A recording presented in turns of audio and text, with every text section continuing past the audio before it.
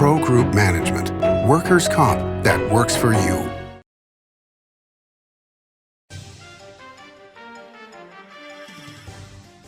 Welcome to Nevada Newsmakers. Today we are going to be speaking with philosopher and energy expert Alex Epstein, author of Fossil Future. That's next on an all-new Nevada Newsmakers. Save money and take transit. Did you know you can ride the bus all day for less than what it would cost you for a gallon of gas? Plan your trip now by going to rtcwashoe.com. Big R in Sparks is located on Bering Boulevard next to Smith's and across from Reed High School. It's a 50,000 square foot hardware store and a whole lot more. It's huge, with clothing, power equipment, tools, and of course, hardware. Big R is located on Bering Boulevard in Sparks next to Smith's and opposite Reed High School. Big R. Hardware and a whole lot more. The Nevada Builders Alliance has been protecting the interests of the construction industry for over 50 years. Our programs save members thousands of dollars every year and allow them to provide much-needed benefits to their employees. Our industry also allows Nevada to grow. If you're thinking about a career in the construction industry, reach out. And if you haven't thought of a career in construction, what are you waiting for? We are the Nevada Builders Alliance. When in Carson City, Nevada Newsmakers records in the conference room at the Bank Saloon. Coverage of the 2023 legislative session is brought to you by Liberty Dental Plan, making members shine one smile at a time. Pro Group Management, workers' comp that works for you. The Regional Transportation Commission of Washoe County, your RTC, our community. NV Energy, proudly serving Nevada, providing electricity to 2.4 million electric customers. And by Nevada Builders Alliance, building a better Nevada.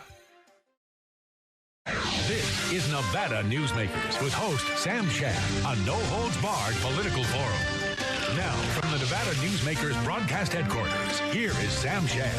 Welcome back to Nevada Newsmakers. We are here with philosopher and energy expert and author of Fossil Future, Alex Epstein. Alex, thank you so much for coming on our show. Thanks for having me. So, Alex, I love the premise of your book. It is Fossil Future, Why Global Human Flourishing Requires More Oil, Coal, Natural Gas, Not Less, which is, contrary to what we hear from the media, what we hear from a lot of our politicians. And I think that your book, more than anything, best book I have read in a decade, really makes the case for fossil fuels being able to contribute not just to human flourishing, but to really mitigate a lot of that environmental damage. And one thing that I think you did a phenomenal job on is talking about the unempowered world. So can you talk to our viewers a little bit about that? About the unempowered world in particular? Yes. Sure. So I call what we live in, we sometimes call it the developed world, which is a good term, but I'll call it in Fossil Future the empowered world, because what it's really capturing is that the key to development is that you are empowered to use machines to produce value for you. If you don't have machines that can, say, make you 1,000 times more productive for agriculture, or machines that can, say, be an incubator for a baby, like if you don't have those kinds of machines, you live a very poor life. And yet 3/4 of the world is, by our standards, unempowered. And, maybe a little under half the world is obviously empowered. So you have 3 billion people using less electricity individually than a typical one of our refrigerators. So you just think about how little electricity they're using, and more broadly, how little energy they're using. And then it just becomes obvious the world needs far more energy. And yet our number one talking point on energy is that we need to rapidly eliminate by far the number one source of energy, the source of energy that provides 80% of our energy and is currently still growing, namely fossil fuels. So it's once you start thinking about the unempowered world, it really starts to make you scared about even any talk about restricting any form of energy at this stage of the game. And those folks in the unempowered world are burning wood and animal dung. Yeah, I mean that's part of it. So it's very, not healthy. Particularly, it's often done indoors. But the main thing is they just have very little energy. So it's primitive sources of energy. Basically, what they're doing is they're scrounging up the forms of energy they can afford. And what happens is, the cheapest forms of energy for primitive people are just the things that happen to exist in their local environment. So dung from animals, for example, or wood. But the issue with wood, they call it renewable, but you can't scale it very well, and you cut down all your forests and then you run out of it. So these things don't lend themselves to low cost, reliable, scalable energy. And that's something that we have learned throughout human history, whether it was Britain, 300 years ago, we've had timber famines in places like Turkey. And it really was the fact that we had fossil fuels, or we had coal, that was able to get us past that. One of the things you talk about in your book that I absolutely love is man's ability to control climate through fossil fuels.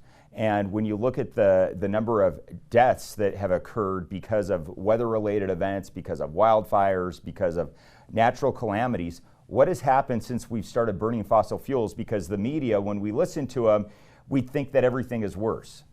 Yeah, definitely. The situation has gotten much better. It's just occurred to me, you could think of it as something like infectious diseases. Like, what's the state of danger from infectious diseases now compared to 100 years ago? I mean, it's unbelievably less, right, than it used to be. Why?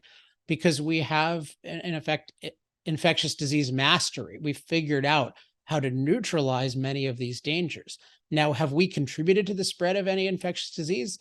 Definitely, even leaving aside different kinds of lab leak type things with COVID. I mean, just even us being around is going to lead to spreading of certain infectious disease. So imagine if you said, hey, the world is in an infectious disease crisis right now, not just the future, because look at all of the impact we've had, but you ignore the mastery. And this is what happens with climate. All we're focused on is how are we impacting it, and how are we impacting it negatively. And what's being lost is the most significant thing, which is that we are masters of climate. So you take something like drought, where whatever we've done to drought, if we've made it worse at all, our ability to neutralize drought through irrigation, through crop transport, stuff like that, is so powerful that drought-related death is down 99% over the last 100 years. So we're actually in a climate renaissance if you factor in our mastery ability, and yet the world thinks we're in a climate crisis.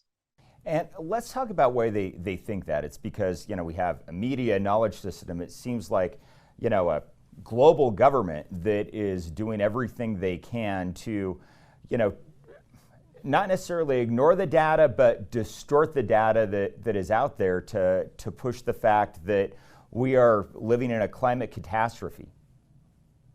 Definitely. I mean, as we're recording this, we're still in the aftermath of Hurricane Ian in Florida. And I have a piece. If people want to follow my current stuff, they can just go to alexepstein.substack.com. And I have a piece coming out, today, as of October 5th. It'll be out when you see this, probably, on hurricanes and extreme weather distortions. And it's just amazing to the extent to which it's totally ignored how much safer we are from these things because of all the neutralizing efforts we can do that are all powered by fossil fuels. The other thing is there's a very strong effort to what I call catastrophize any relevant science. And that often includes just deliberate distortion. So you take something like the New York Times will show something that says, hey, hurricane frequency is going up. But the reason they'll do that is they'll take 1980, which is considered a low point for hurricanes, and they'll start then. And so I have that juxtaposed with papers saying, hey, this is the low point, doesn't make sense to start then. And if you look at the actual research, the claim isn't that hurricane frequency has increased. And in fact, there's strong belief it'll decrease. It's that the intensity will increase. But even there, it's 1 to 10%. It's not 100% or 200% like we're led to believe. So it's very clear, as I put it in chapter 1 of the book, we have a set of institutions, I call it a knowledge system, that ignores the benefits of fossil fuels. And then in chapter 2, I show it catastrophizes the side effects. So on this logic, you would have no vaccines, no antibiotics if you thought about medicine that way. We are here with Alex Epstein. He is the president for the Center for Industrial Progress and the author of Fossil Future. And we're going to be right back with him on Nevada Newsmakers. Located in the heart of Carson City, the Bank Saloon is a historic watering hole with a modern feel. With a variety of classic cocktails featuring Nevada spirits, space for private events, conferences, and an incredible atmosphere, the Bank Saloon offers a great location to work and play. Come visit us.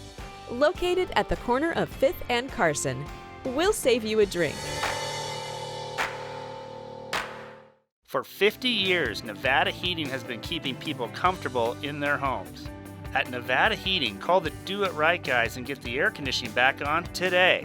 That's the Nevada Heating way. Why sweat for days on end when Nevada Heating can get your air conditioning fixed today? Call us today and we'll fix it today at 323-5585 or schedule us on our website at nevadaheating.com. Save money and take transit. Did you know you can ride the bus all day for less than what it would cost you for a gallon of gas? Plan your trip now by going to rtcwashoe.com. It's the Lucky Lexus Cash and Free Play giveaways at Tamarack. Weekly cash and free play winners plus a $20,000 cash winner guarantee. And drive home a brand new Lexus NX30 or walk away with $42,500 in cash. It's a good time to win at Tamarack Casino. Safety is the #1 priority for the trucking industry. Over $7 billion a year is spent on technology like this electronic eye that will apply the brakes automatically. But the most important factor for safety is the truck driver. These hardworking men and women who safely move over 70% of our nation's freight and 94% of Nevada's. We thank you because trucks move America forward.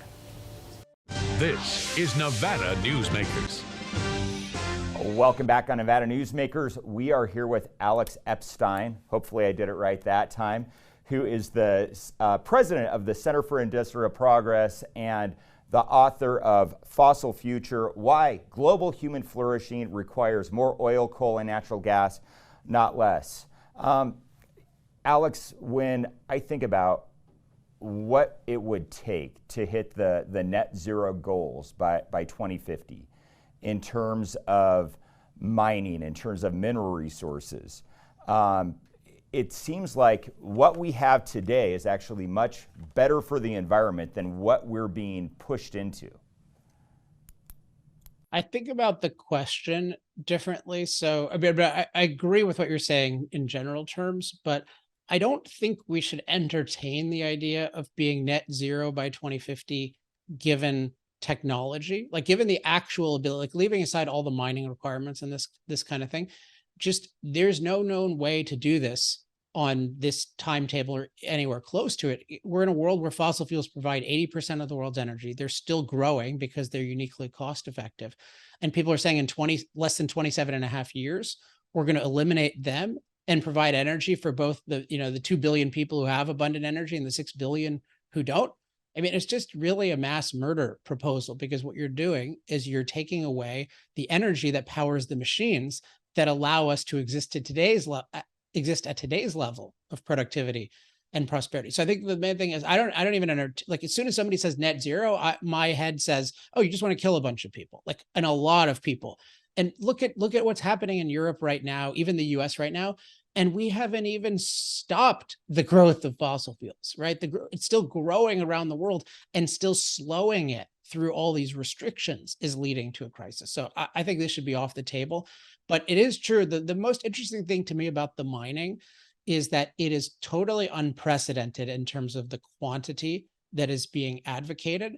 And yet there are all these people saying we should start getting rid of fossil fuels and we'll replace it with this thing that, among other problems, involves a lot of mining. And it involves mining in an anti-development political environment that all these anti-fossil fuel people have created. And yet they assure us, including these academics assure us, oh, it'll all work perfectly in 27 and a half years. Like, why would you ever listen to someone who says, let's get rid of what works? I've got something that's never been done at all anywhere, but it's going to work for everyone everywhere. And it requires a crash program of mining that somehow is not going to drive up prices, even though crash programs always drive up prices. And it's going to sail through an anti-development political environment, even though that doesn't happen at all. And so my conclusion is the people advocating this do not care about energy. They care about opposing fossil fuels and coming up with a pretty crappy and flimsy reason that it's all going to be okay if we follow this anti-fossil fuel program.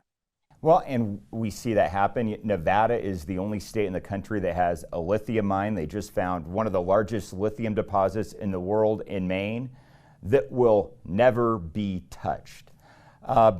When you look at energy, and you look at it from an energy density scale, nuclear is the only thing that tends to beat fossil fuels in terms of how much energy it produces. That's something else that has been had this catastrophic lens put around it. In Fossil Future, I try to compile all these examples, nuclear being one of them, that the anti-fossil fuel movement is clearly not about let's have all the energy that we need and want, but without the CO2. That's not what's going on, because otherwise they wouldn't be so opposed to mining, as we've discussed, and they wouldn't be opposed to nuclear, which is the most promising potential long-term replacement to fossil fuels by far. Nuclear is very dense, but it's also very clean and very safe, and yet it's demonized as dangerous, even though there's no science behind this at all. And most of the anti-fossil fuel movement is extremely anti-nuclear. And so I think what you need to conclude is there's something deeper going on. And I believe, and I talk about in chapter 3, it's an opposition to human impact on nature as such. Anything that impacts nature, including nuclear, because it can potentially produce a lot of energy that impacts nature, but also people think it's wrong to impact nature by splitting the atom or by creating waste. That's pretty easy to deal with, but it's still a new thing that we've created that people think is evil.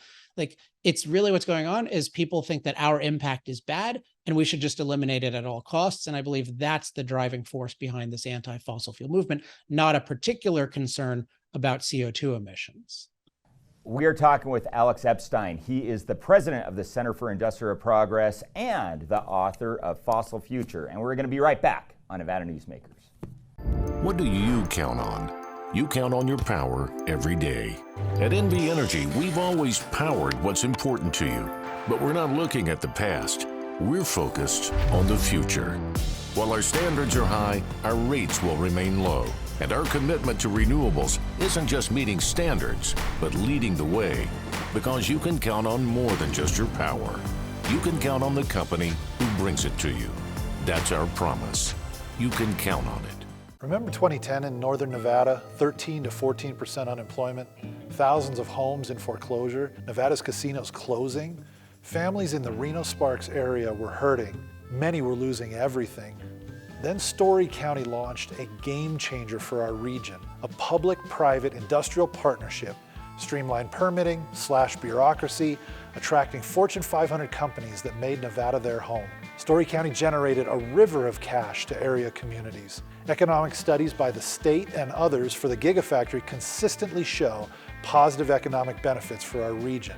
$4 billion in local wages, $17 billion in consumer spending and economic activity, over $100 million in taxes to Washoe, Story, Reno, Sparks, and Nevada, just for the Gigafactory alone. Story County, improving northern Nevada one industry at a time.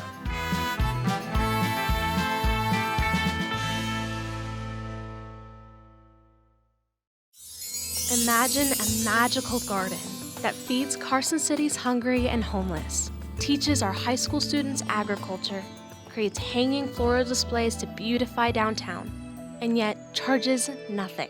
It's not magic. It's the Greenhouse Project. It's real, it's growing, and it needs your help. Go online to carsоncitygreenhouse.org so together we can grow it forward. Pro Group Management is the place where companies can find workers' comp solutions that are designed to meet their specific business requirements. As regulations evolve, Pro Group takes a proactive approach to clear the path to make sure your business stays ahead of the curve. Knowing your workers' comp program is optimized, you can focus on other important matters related to your growing business. Pro Group Management, workers' comp that works for you.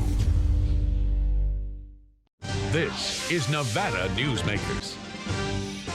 We are back with Alex Epstein, president of the Center for Industrial Progress, author of Fossil Future. Alex, we talk about human impact, and in your book, you talk about one of the biggest public health hazards that we have, and it's something we were experiencing here in Reno, Nevada last month, was the mismanagement of the California forests. Yeah, I think of it as, imagine that this was a private company, landowner industry. It would be considered the number one polluter in the US and it would be shut down.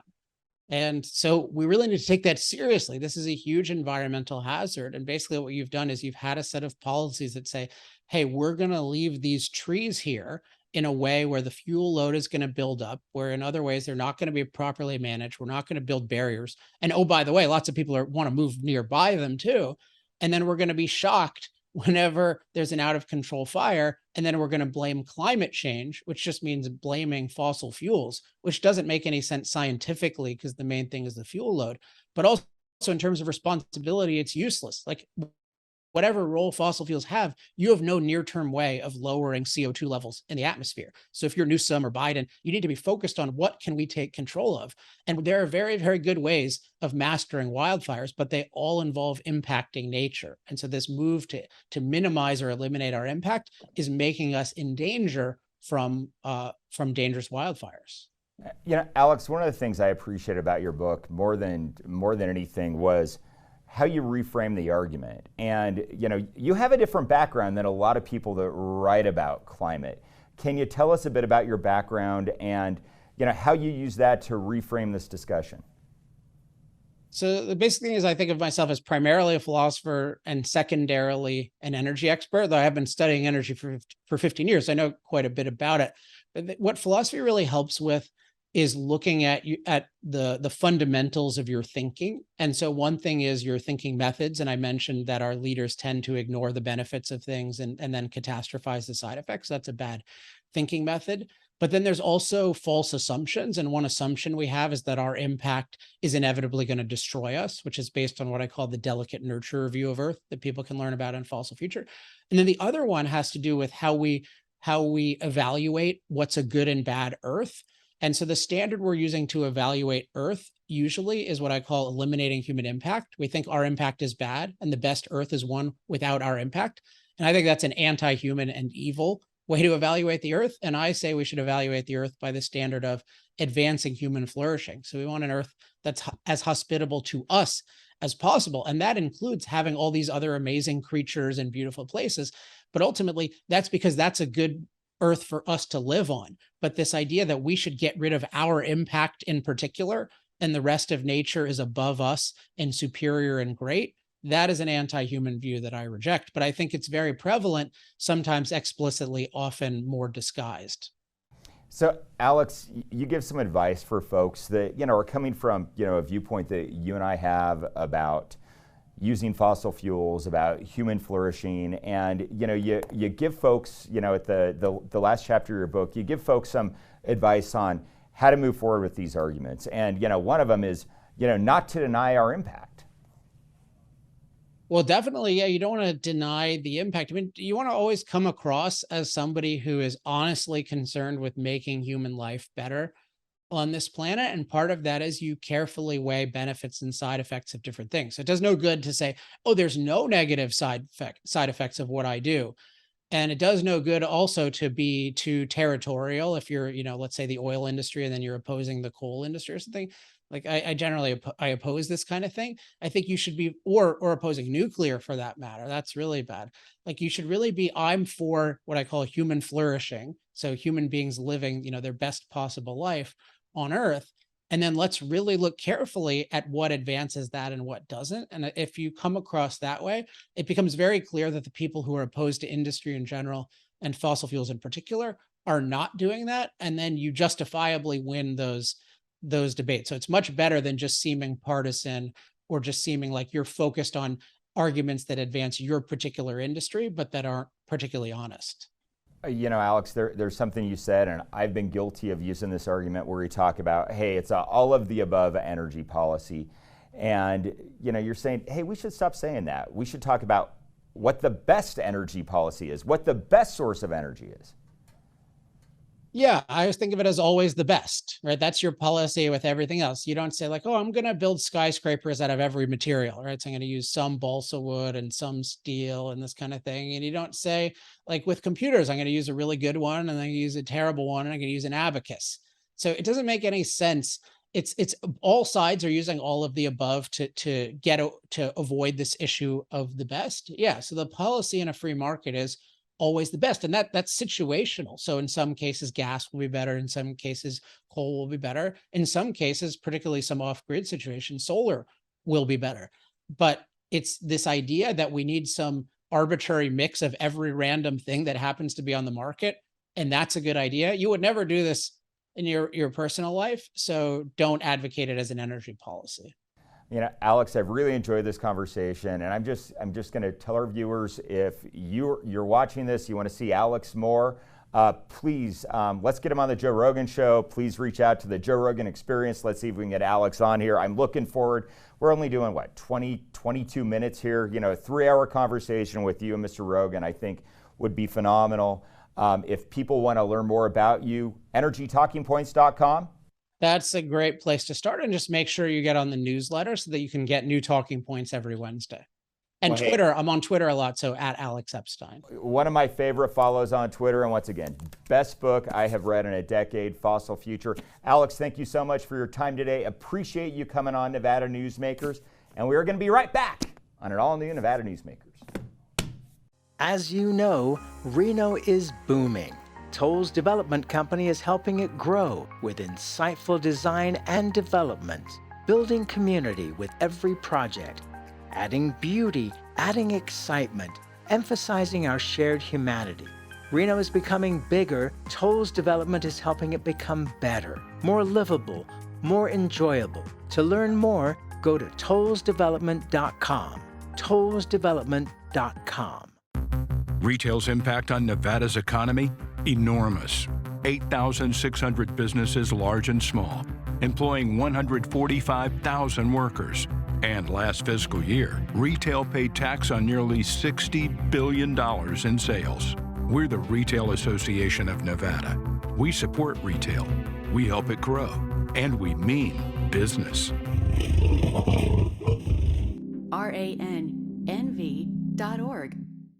With Nevada's only transplant center and verified burn center, the science is here. With award-winning cardiologist and the state's only dedicated heart failure clinic, the talent is here. With Nevada's most advanced robotic surgery, the technology is here. And with the Silver State's only designated pediatric trauma center, hope is here. All because we are here. UMC. When in Carson City, Nevada Newsmakers records in the conference room at the Bank Saloon. Coverage of the 2023 legislative session is brought to you by Liberty Dental Plan, making members shine one smile at a time. Pro Group Management, workers' comp that works for you. The Regional Transportation Commission of Washoe County, your RTC, our community. NV Energy, proudly serving Nevada, providing electricity to 2.4 million electric customers. And by Nevada Builders Alliance, building a better Nevada. You can watch this interview and all of our interviews at NevadaNewsmakers.com. Thanks for watching and listening.